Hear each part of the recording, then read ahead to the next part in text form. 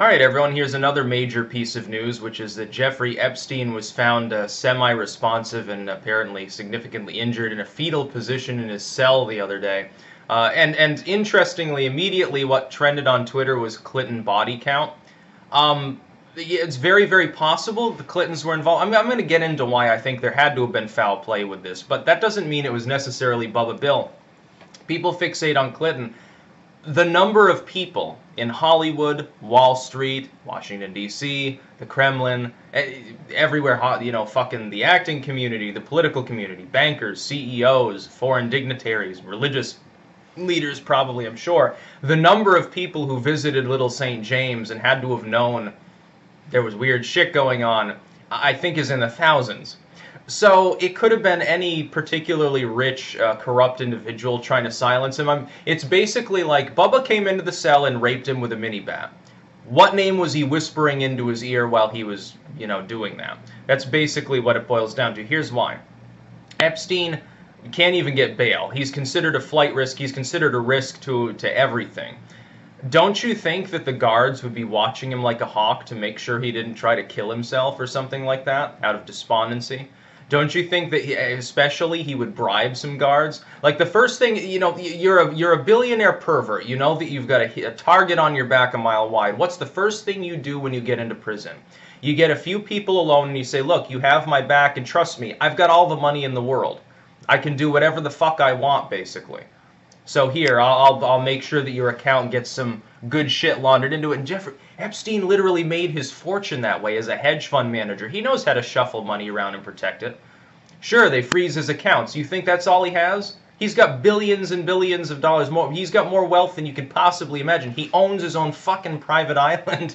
Little Saint. It's not like, how derpy millionaires, they do some investing, they make like 50 million, and so they buy one of these little micro islands that's basically nothing more than a tiny reef with a palm tree on it, and then they play SpongeBob all day. It's not like that. Look at Little St. James. Like, how big is this island? Isn't it like half a mile across?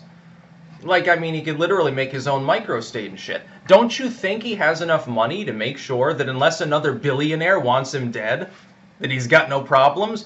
That's the thing. That's what leads me to believe that there had to have been foul play here. I can't see why he would try to kill himself, because he knows, hey, I'm Jeffrey Epstein. Even if I get, put in on these charges and spend the rest of my life in prison, it's not that bad an existence because I've got the money to bribe everyone around me. I don't have to worry so much. I can keep doing my business. Hell, I can even squeal for another sweetheart deal, potentially.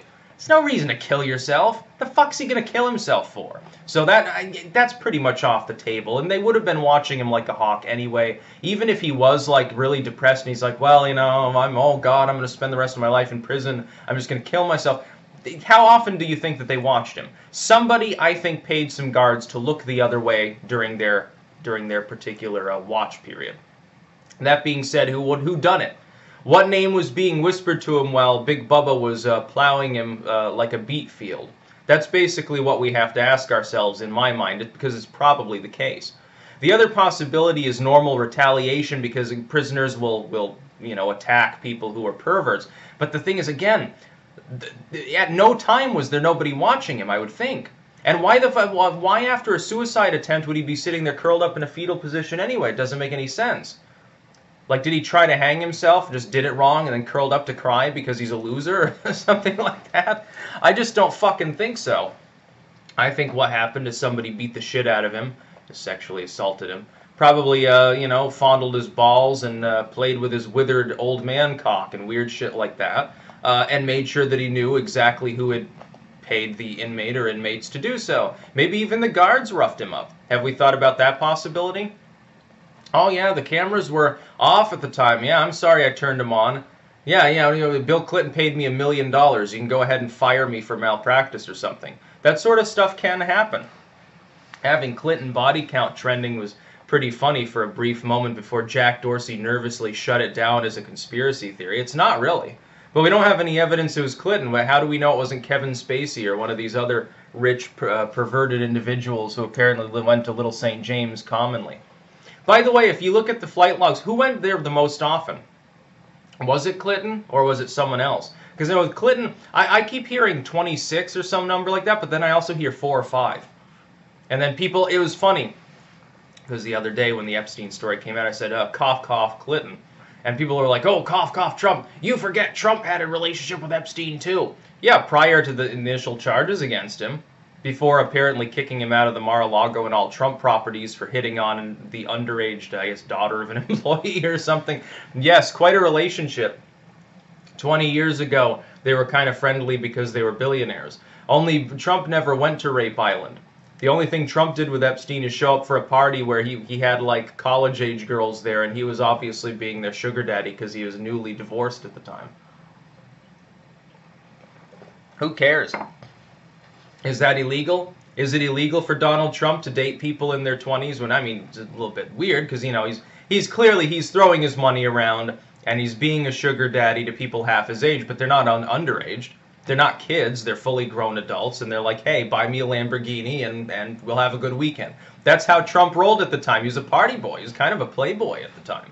But that doesn't mean he's a pervert. Epstein, though, as we know, he went further than even the average pervert. He was literally taking his victims and trying to get them to go recruit more victims for him while at these elaborate parties. By the way, it isn't the current... I had mentioned the Italian political structure, and I got Salvini and Berlusconi mixed up, and so people thought I was like ragging on their populistic leader. Now it was their past leader, the really weird one, the globalist, who had like a fake volcano and shit, like a fake volcano jacuzzi and like underground caves with like party rooms and stuff, and this isn't even a joke, and was into weird shit. You know, some of these people, they live these weird lives, and Epstein, more than most, he's literally got a temple looking, it looks a little bit like the Dome of the Rock sitting on his private island. The fact that he has his own private island covered in weird shit there is suspect enough when you consider the initial charges against him, let alone trafficking. And these, again, these are even older than the initial charges. This is from the mid-2000s period. By then, Trump had already disowned him as a friend, and that's why it's funny when people are using the, well, think of Trump being his friend defense to try to defend Bill Clinton of all people. Why the fuck would you bother defending Bill Clinton? The list of allegations against him is extensive even without the Epstein thing. But I would think as so far as he's been assaulted or tried to kill himself or something, yes, I think there was probably some shenanigans going on. I think foul play was involved. I think it's an attempt to silence him, to keep him from ratting on all of his rich, perverted friends. And in some cases, you got to understand something else, especially with the Hollywood types that may have gone there. Some of them may not actually be into that sort of activity, but they went there anyway, didn't know it was happening, and they're sitting there saying, oh shit, sweating bullets, because they know the public will crucify them as though they were a child predator just by having been there. It's sort of like Trump Trump flies on Epstein's plane once, doesn't go to Rape Island, doesn't have anything really to do with Epstein other than, you know, one party 20 years ago. Other than that, basically just another billionaire who happens to have his phone number and can fly his plane as necessary. And yet he still gets called perverted because of that. So, the longer list is probably people who aren't perverted but are associated with him anyway, shitting bricks right now. So any of them might have snapped and said, okay, enough is enough, I'm going to make sure that he doesn't mention my name to anybody. It's always possible. The other thing is this. Imagine that you did that, you know that you're innocent of any wrongdoing, but you don't like Epstein, like you had a falling out and you're afraid that he's going to name you anyway. Imagine that. Is it possible that there are some non-perverted people that might retaliate against him? His list of enemies is quite extensive. The problem for him is they're all rich and powerful and famous, the ones that are alive.